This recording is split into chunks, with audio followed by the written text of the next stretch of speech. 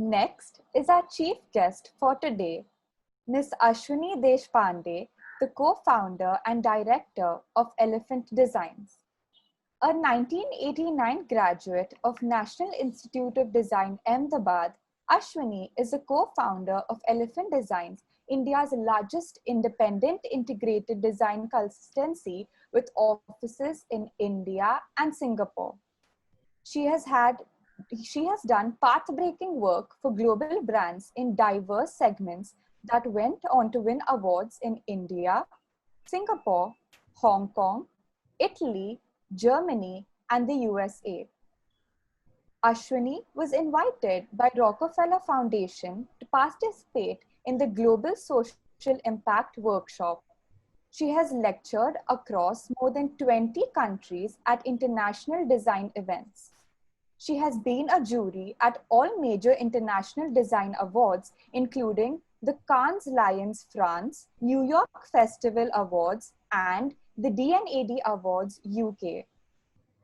She is an active member of the Association of Designers of India and serves on the executive board of the Design Alliance Asia.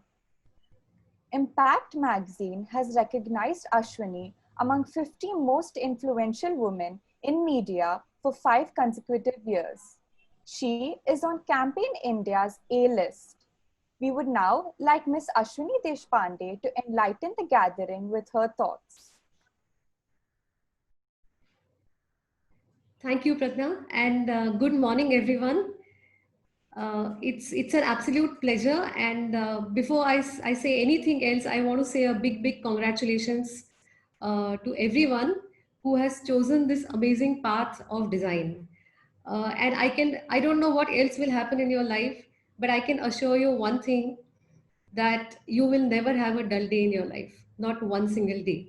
And I'm saying this with conviction because it has been, I think, 37 years since I entered this whole world of design. And it has been 31 years since I'm working, and I really haven't seen a dull day. So you can imagine the excitement that lies ahead. And just for that, I think I would like to congratulate you and your parents for having chosen this path. I hope my screen is visible. Because I'm a communications designer, I like to use visuals, and that's the way I'm going to take you ahead today. So we couldn't have ended on a better note than what Professor Manisha spoke about, which is teamwork. And the first thing I want to tell you about design is not a solo game. Design is teamwork. And not for a moment in your student life or in your professional life ever believe that you can change the world alone. If you have a great intention of changing the world for better, it's fantastic, but always be mindful that there is going to be a team that you require to do that. And I'm going to begin with a little story, which is also the inspiration for the company we founded in 1989 of the Elephant. So this is an old story of an Indian village long ago. Uh, there were 6 blind people in that village, and they were a very curious lot. So one day they heard that there is an elephant passing by from their village. And because they were very curious, they of course wanted to understand and feel what this creature is. And so each of them walked up to this creature, and because they could not see, they touched a part of the elephant. And each of them walked back and felt very satisfied and very sure that they know what that elephant is. And so they started describing it to each other. So one of them said, "Oh, I know what an elephant is. It's like a one." The other one said, "No way. I think elephant is like a fan." And the third one said, "No, it's like a rope." And the fourth one said, "No, it's like a tree trunk." And Indians love to argue with each other. So all of them started arguing. And because each one of them was very sure of what he had felt and what that was, none of them would give in. And they kept arguing about what this elephant is. And then finally came somebody who could see and who had seen the creature and said, "You know what? There is no need to fight or argue because all of you are right." And they were really perplexed. How could all of us be right when we all are saying very different things? And then he said, You're all right, because each of you has touched a part of the elephant. It's like the jigsaw puzzle. So if you put it all together, you will see the big picture. And that's really how design always is. So try and find more and more blind people, try and keep your curiosity going, and try and make the picture bigger and bigger as you can, for the problem at hand, for anything that you're working on, for your user, and even for your country. So what is design, and how does it affect our daily lives? And this question is actually something that I always ask, because we don't realize the importance or the effect or impact that design has on our lives. So the bed that you got off from in the morning, to the faucet you opened in your bathroom, to the doorknob you turned, to the chair you're sitting on right now, to the lamp you may have switched on, to anything at all around you is designed. Now, some of those things are well designed, some not. And the more designers, the more aware designers we have in our country, the better things will be around us. So I think all of us need to be mindful of how much design impacts us, and therefore what a large responsibility it is to do good design. But is design new? I mean, who designed these? These are, of course, the caveman wanted to tell a story. And there were some ways in which the caveman could do that expression and could tell the story of what kind of life he or she lived. And it's something that's been there for centuries. So design is probably not new. Who designed these? These are, of course, the wheel or the chain or these little medical instruments or the Indian lota. They have been forms and probably technologies that have been perfected over centuries. And we even use them today in some form or the other, in some material or the other. Who designed these? What do designers do? As you're sitting there and sort of your first step of being designers, uh, is there a question in your mind? What am I going to do as a designer? What do designers really do? And I think you all are far more fortunate and much smarter, because in 1983, when I joined NID as a designer, I don't think this question had touched my mind. I was so excited about doing something new that I actually hadn't realized what designers really do. In a way, it was good because I had a lot to discover. So I would only say that never think that you know the whole picture. Just keep your curiosity going and keep finding out what designers can do, will do, should do. Designers, the first thing that designers need to do, and they need to do really well, is observe. They need to observe and learn. And I'm going to tell you a little story about this observe and learn kind of principle.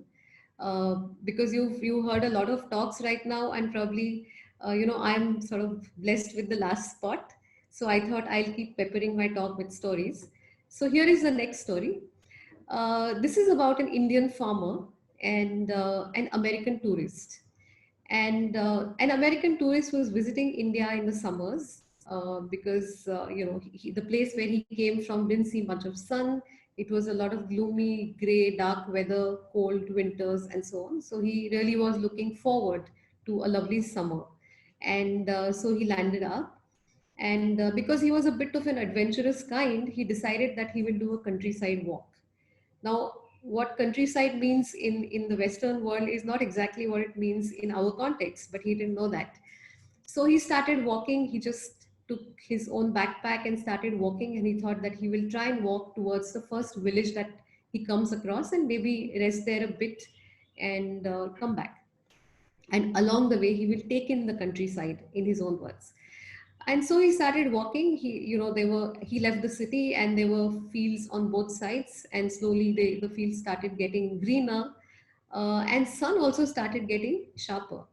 And because he was really not used to the kind of heat that our sun has, he started getting tired. He was sweating and he was huffing and puffing, and he was just wondering, how far is that going to be till the next village? So he looked around and he found one farmer working in his farm, and he thought he should ask that farmer about the next village. And he had heard that India is getting very literate, and a lot of people speak English. He had heard stories from his friends in information technology, and he thought he should take the chance with this farmer. Maybe he knows English. So he shouted and waved, and he said, "Hello there. How long till the next village?" So farmer was really busy doing whatever he was doing in his farm, but he heard someone speak something, I suppose, and he turned around to look at this person. And he just kept staring at the person. He didn't say anything. So the American tourist thought maybe he was not loud enough. So he repeated again very loudly, saying, how far to the next village? And the farmer still kept staring at him.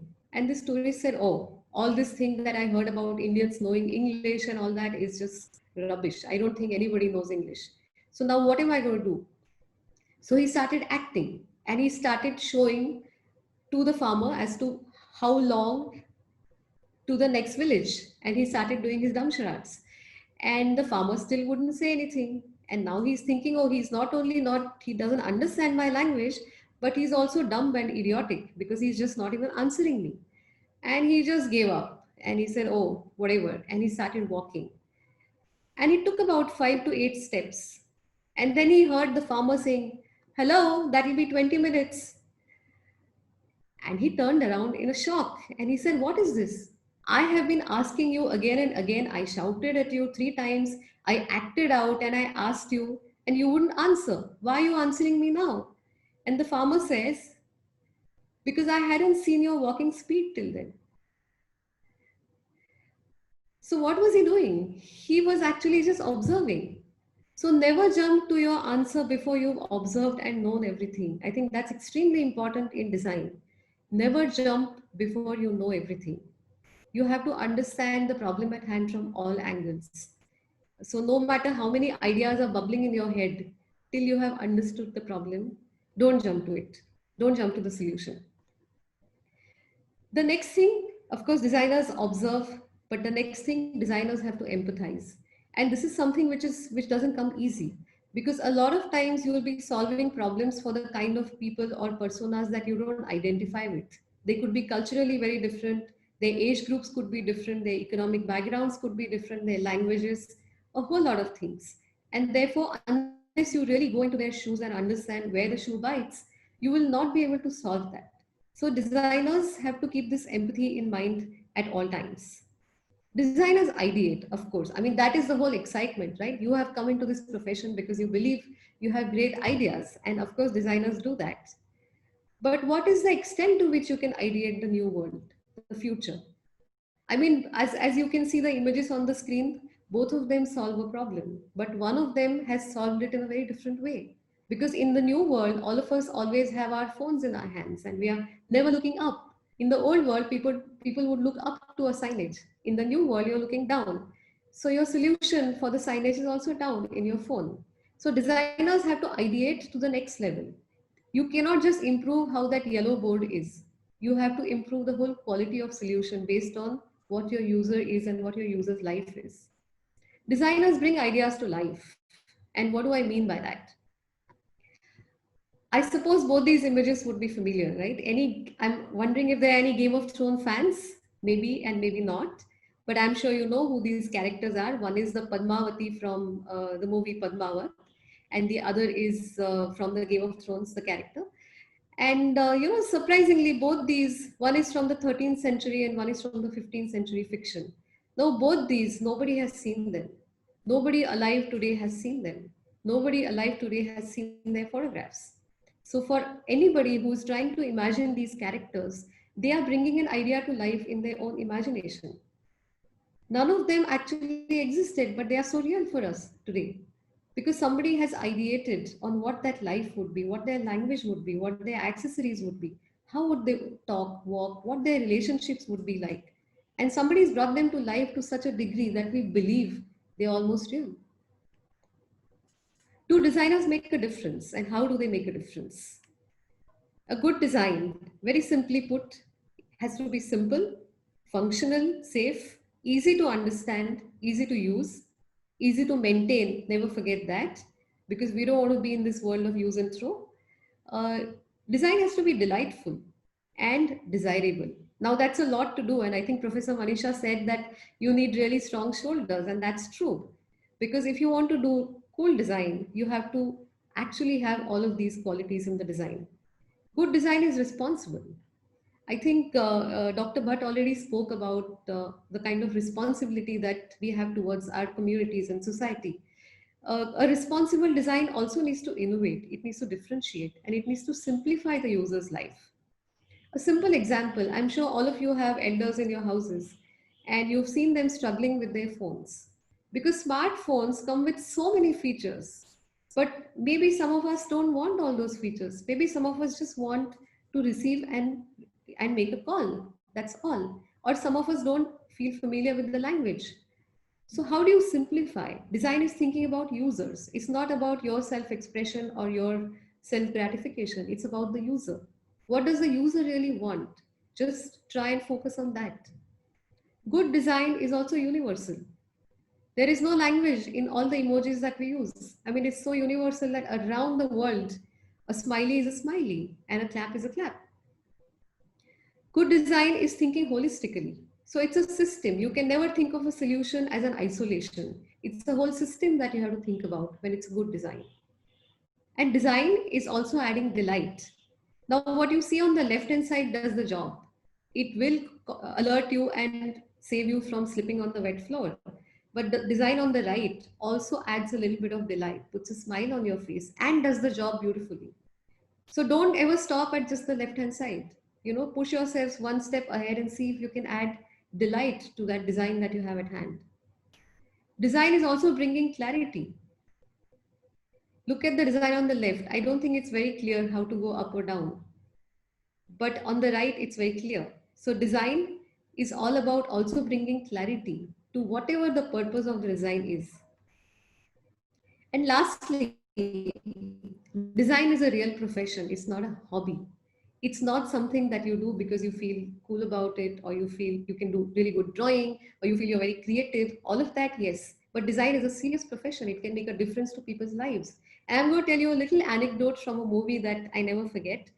And some of the parents might have known of this movie. It's I think Curse, and the heroine meet heroine's uncle, and uncle obviously is a little apprehensive because his niece is dating somebody, and he wants to understand who this boy is. What does he do anything for a living, does he make money, and so on.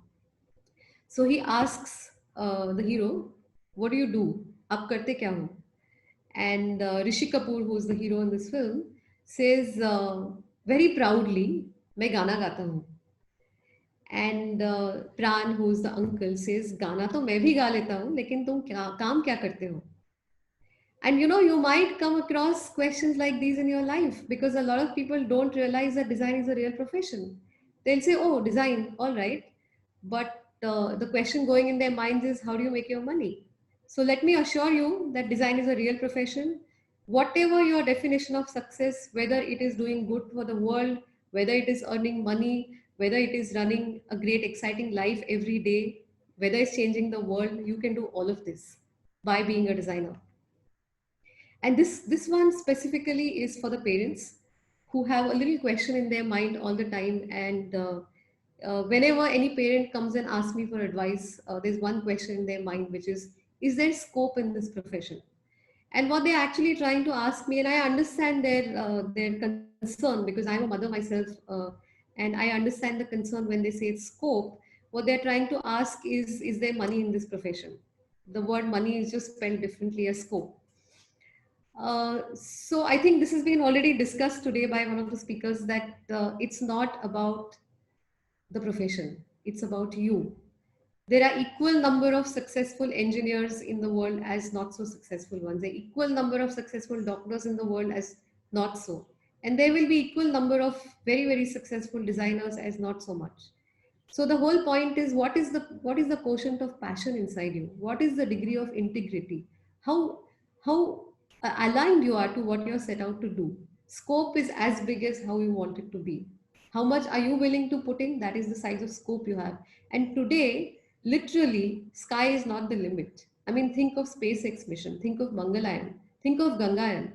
You all could be working on it and actually making a difference, not just to this world, but to the universe, which is much larger. So imagine the kind of scope that lies ahead in your profession. So I'd love for you to be excited about it every single day of your life and have a great time. And I would like to end with this quote. And I think, as you know, I'm not young enough to know everything. I think you know much more than me, and you will discover much more than me. So I will wish you all the best for whatever it is that you're set out to do. Be passionate, and stay happy and stay healthy. All the best. Thank you. Thank you, Ms. Ashwini Deshpande, for your inspiring words and gracing us with your presence today.